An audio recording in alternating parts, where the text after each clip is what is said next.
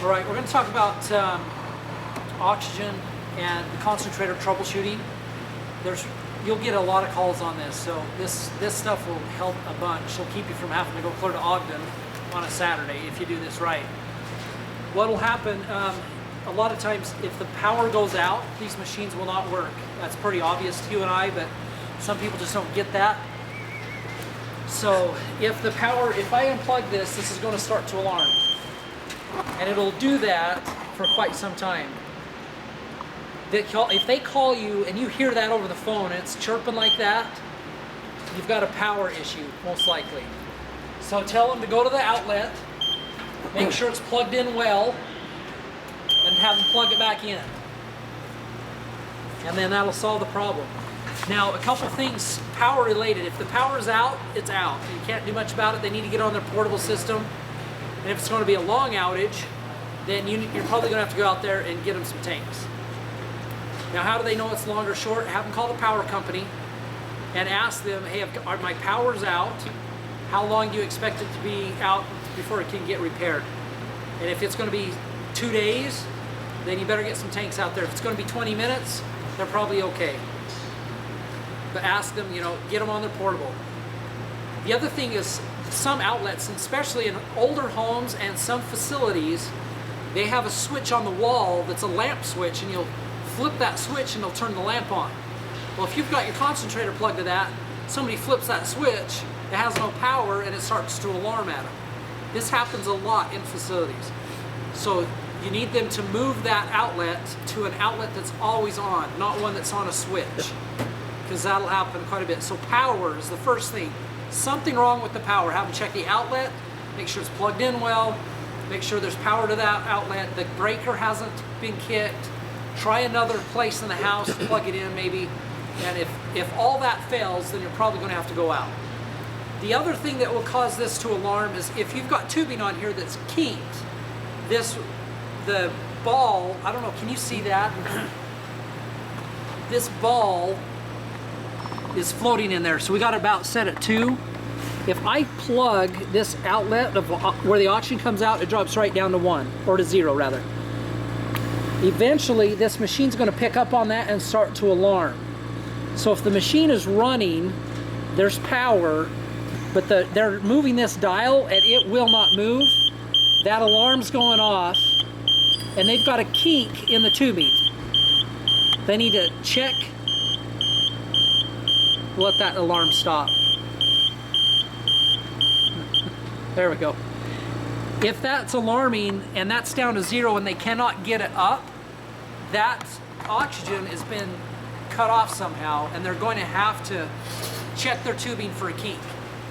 They'll need to pull their tubing off. If they pull their tubing off the machine and that shoots up, then there's something wrong with that tubing. There's a kink, it's under a chair, or something's got that blocked off so that it's not running properly.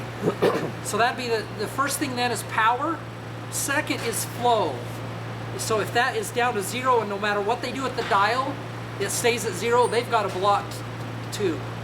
The other problem they can have is they can turn this machine up.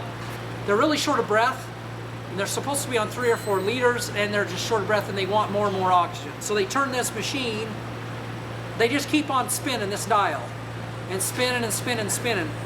Well, this is putting out like a ton of oxygen out of here, or a lot of flow, but you're exceeding the amount of nitrogen that this thing can pull off out of the room air.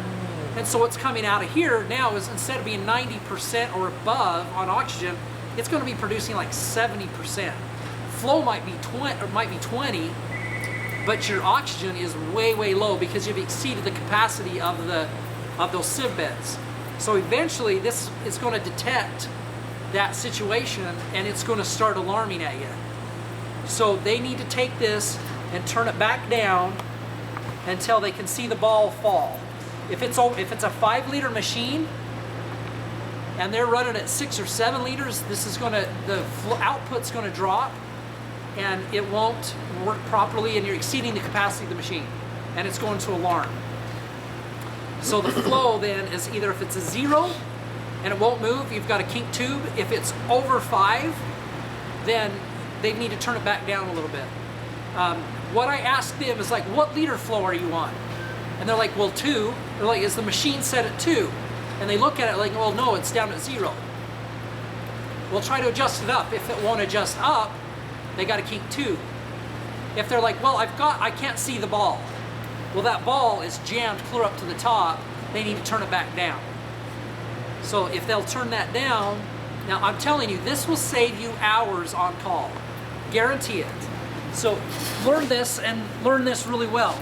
Check your power, all those things with power, and then check the flow. If that doesn't solve your problem, then you're probably got a machine that's failed and you got to go out and switch it. But those 2 things will take probably 80 to 90% of your calls. If you do those things and they'll do them with you, then you can figure that out. The problem you're going to have is if you have a little tiny lady, she's 90 years old, can barely hear you on the phone, and is not going to be able to follow instructions very well.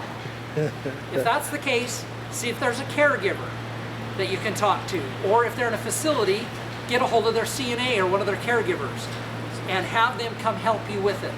If they're at home alone, you're kind of stuck. You're going to have to go up there and switch the machine out, and usually what you're going to end up doing is you're going to walk in, you're going to take the plug and plug it in.